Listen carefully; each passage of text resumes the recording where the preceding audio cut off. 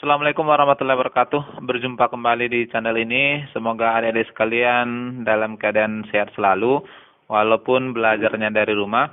Kali ini Bapak akan menyampaikan materi tentang gelombang berjalan dan gelombang stasioner pada pertemuan pertama ini. Tapi sebelumnya, kita lihat dulu tujuan pembelajaran. Setelah mengikuti pembelajaran, peserta didik diharapkan mampu: satu, mendeskripsikan besaran-besaran gelombang berjalan.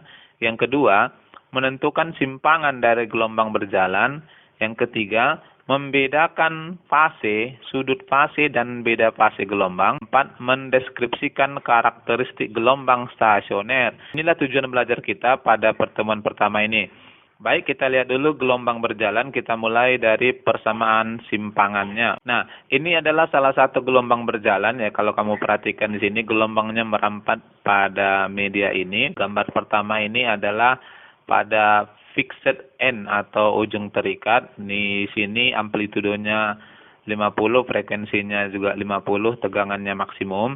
Nah, kemudian gelombangnya berjalan di gambar kedua ini, lihat rambatannya. Getaran arahnya ke atas, kemudian rambatannya ke kanan. Kalau kita ubah amplitudo dan frekuensinya, gambarnya seperti ini.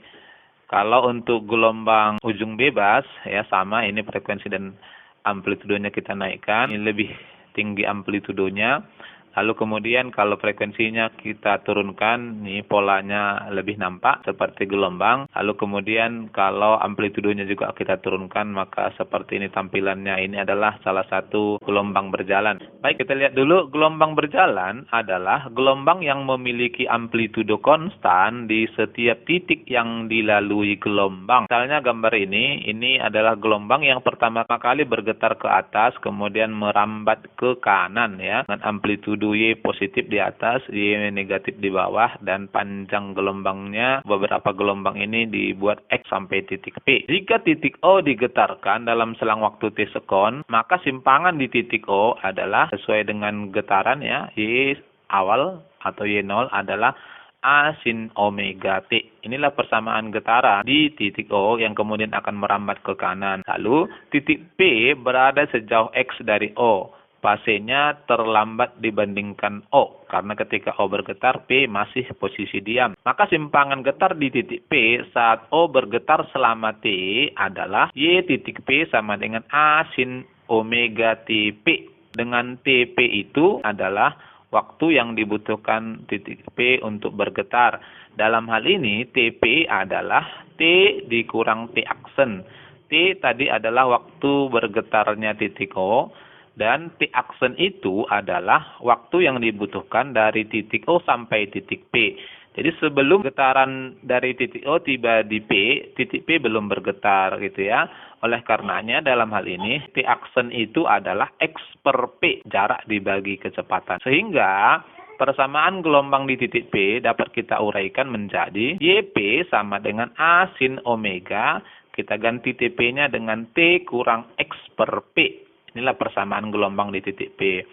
Sehingga dapatlah kita tuliskan bahwa persamaan gelombang di titik P dengan mengganti omega menjadi 2V per T adalah A sinus 2V per T kali T tambah X per P. Nah, dalam hal ini dapat juga kita uraikan ya, YP adalah A sin 2V, 2V-nya kita keluarkan, T per T plus minus X per P. T-nya kita substitusi ke dalam, ya, harusnya ini menjadi A sin 2V T per T tambah X per PT. Nah, ini kita coba masukkan saja semua ya, biar lebih jelas. YP sama dengan A sin 2V T per T kurang 2Vx per PT. Ini sebenarnya uraian dari persamaan kita tadi. Nah, YP dalam hal ini juga bisa kita tuliskan menjadi A sin 2VT per T adalah omega T kurang 2Vx per PT. Ya, ini persamaannya. Dalam hal ini, di gelombang mekanik kemarin, P kali T, periode kali kecepatan adalah lambda panjang gelombangnya. Sehingga, dapatlah kita tuliskan YP sama dengan A sin omega T kurang 2Vx per lambda. Nih. Dalam hal ini 2V per lambda ya, panjang gelombang itu selalu konstan. Kita nyatakan sebagai K. Ya. K di sini kita sebut sebagai bilangan gelombang, yakni bilangan yang menyatakan jumlah gelombangnya. Nah, sehingga secara umum ya kalau kita ambil persamaan konstanta tadi, persamaan gelombang berjalan adalah A sin omega T kurang Kx. Ini. Nah, inilah persamaan gelombang yang bergetarnya pertama kali ke atas dan merambatnya ke kanan. Nah, kalau kita mau ambil persamaan umum, mana gelombang bisa saja merambat ke kiri dan bergetar pertama kali ke bawah, kita bisa tuliskan YP sama dengan plus minus A sin omega T minus plus Kx. Ya, jadi duluan minusnya. Kalau kita ambil amplitude positif, maka Kx-nya negatif. Dalam hal ini, YP adalah simpangan dan X adalah jarak ya, satuan meter. Nah, inilah yang kita akan pergunakan sebagai persamaan gelombang berjalan. Lalu yang kedua, fase, sudut fase dan beda fase. Fase gelombang merupakan arah merambat atau bisa juga tahapan gelombang. Jika persamaan gelombang diuraikan dalam besaran-besaran gelombang, tadi dapat kita nyatakan ya sesuai besaran gelombang yang disediakan, Y sama dengan A sin 2V T per T kurang X per lambda. Ini uraian kita tadi, 2V-nya kita keluarkan. Maka dalam hal ini fase gelombang kita nyatakan T per T kurang X per lambda. Ya, inilah fasenya yang kita simbolkan dengan V. Dan sudut fasenya theta adalah 2V kali Pi. Ini sama seperti materi gerak harmonis sederhana. Pada saat kita mempelajari GHS, kita juga kenal adanya fase dan sudut fase. Karena sesungguhnya gelombang ini bagian dari getaran ya. Artinya di dalamnya ada getaran. Coba kita perhatikan gambar ini. Ini adalah gelombang berjalan tadi. Jadi di sini kita mau ambil dua titik, titik A dan titik B. Titik A itu jaraknya adalah X2 dari titik O. Lalu titik B jaraknya adalah X1 dari titik O. Dengan gambar seperti ini, maka beda fase gelombang antara titik A dengan titik B, kita namakan dengan delta V, adalah selisih fase antara dua titik pada gelombang. Nah, tadi fasenya adalah T per T kurang X per lambda. Jadi intinya di sini adalah X-nya. Dalam hal ini, delta C kita bisa tuliskan adalah CP kurang CQ. Sebenarnya delta C-nya adalah CB kurang CA gitu ya. Nah, dalam hal ini adalah T per T kurang X1 per lambda dikurang T per T kurang X2 per lambda. Nah, dengan demikian maka delta C-nya adalah X2 kurang X1 per lambda atau delta X per lambda. Inilah beda fase dua titik pada sebuah gelombang berjalan. Dua titik pada gelombang disebut sepase jika jarak kedua titik pada gelombang berupa kelipatan bilangan bulat dari panjang gelombangnya. Ya, artinya nanti arahnya sama. Nah, dalam hal ini delta C-nya adalah N dikali lambda. Ya, dalam hal ini N sama dengan 1, 2, 3. Lalu dua titik pada gelombang disebut berbeda fase jika jarak kedua titik pada gelombang berupa kelipatan bilangan ganjil dari setengah panjang gelombangnya. Jadi dalam hal ini delta C-nya adalah 2N kurang 1 kali setengah lambda. N sama dengan 1, 2, 3. Nah, terkait fase ini barangkali bisa paham karena kita juga kemarin singgung pada saat pembelajaran gelombang mekanik. Di situ ada materi terkait dua titik yang memiliki fase sama. Contoh, sebuah gelombang berjalan memiliki persamaan simpangan Y sama dengan 8 sin V kali 20T kurang 4X. Dengan X dan Y dalam meter dan T dalam sekon. Tentukan panjang gelombang, frekuensinya, dan simpangannya saat T 0,05 sekon dan X sama dengan 3/16 meter. Baik, kita akan bahas sama-sama. Ini tadi soal kita. Dari sini diambil, diketahui persamaan gelombangnya adalah 8 sin V kali 20T kurang 4X. Lalu T sama dengan 0,05 sekon, X sama dengan 3/16 meter. Ditanya lambda, kemudian B frekuensi, dan C simpangannya. Kita jawab, Y sama dengan 8 sin V kali 20T kurang 4X. Atau dalam hal ini kita bisa uraikan, Y sama dengan 8 sin kali 20VT kurang 4V. Dengan menyesuaikan kepersamaan gelombang secara umum yang merambat ke kanan, Y sama dengan A sin kali omega T kurang Kx. Kita coba sesuaikan Maka dalam hal ini kita bisa dapatkan bahwa amplitudonya adalah 8 meter ya, omeganya adalah 20 pi, dan K-nya adalah 4 pi. Inilah besaran-besaran gelombang berjalan. Dari sini maka kita dapat tentukan A dari bilangan gelombangnya. K sama dengan 2 pi per lambda. Dari sini kita dapatkan lambda sama dengan 2 pi per K. Ya, sama dengan 2 pi dibagi 4 pi. Hasilnya adalah 0,5 meter. Jadi panjang gelombang dari gelombang berjalan ini adalah 0,5 meter. Lalu B, omega ya sama dengan 2 pi F. Maka dari sini kita hitung F-nya omega per 2 pi. Omeganya tadi 20 pi dibagi 2 pi, dapatlah kita 10 Hz. Dan yang terakhir, Y sama dengan 8 sin kali 20 Vt kurang 4 pi X.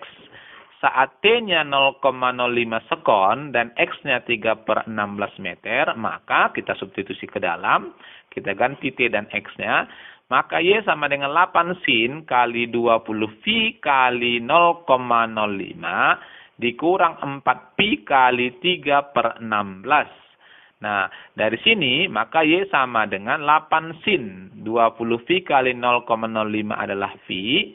4 pi kali 3 per 16 adalah 3 per 4 pi.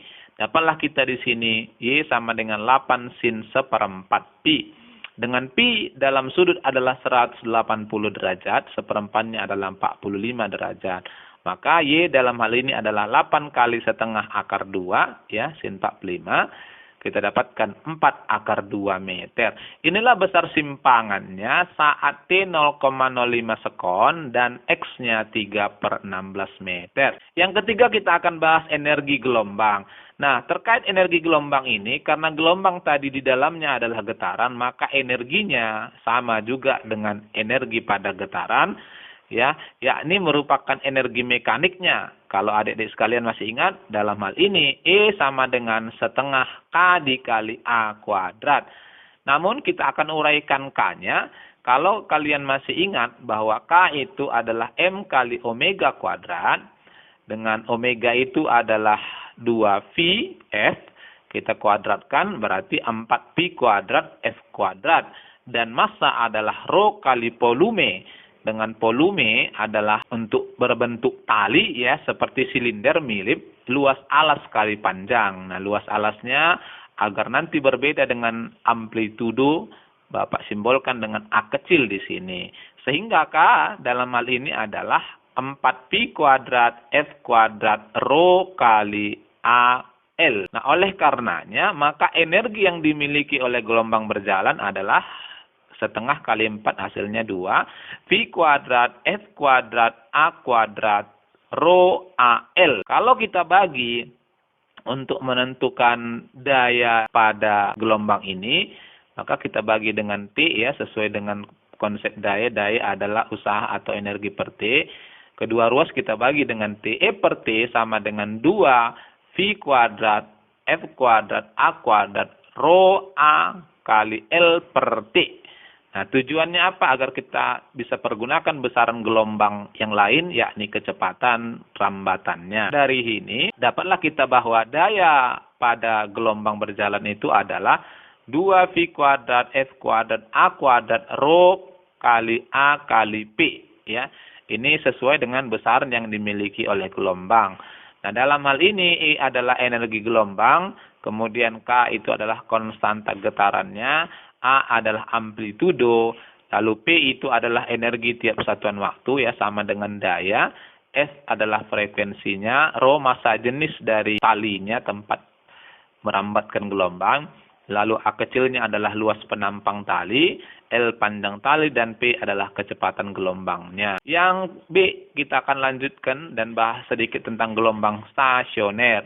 Nah, gambar pertama yang kita bahas tadi sebenarnya adalah gelombang berjalan atau gelombang stasioner, gelombang berdiri ya. Gelombang stasioner atau gelombang diam atau gelombang berdiri adalah hasil interferensi atau perpaduan dari dua gelombang dengan frekuensi dan amplitudo sama serta arah perambatannya berlawanan.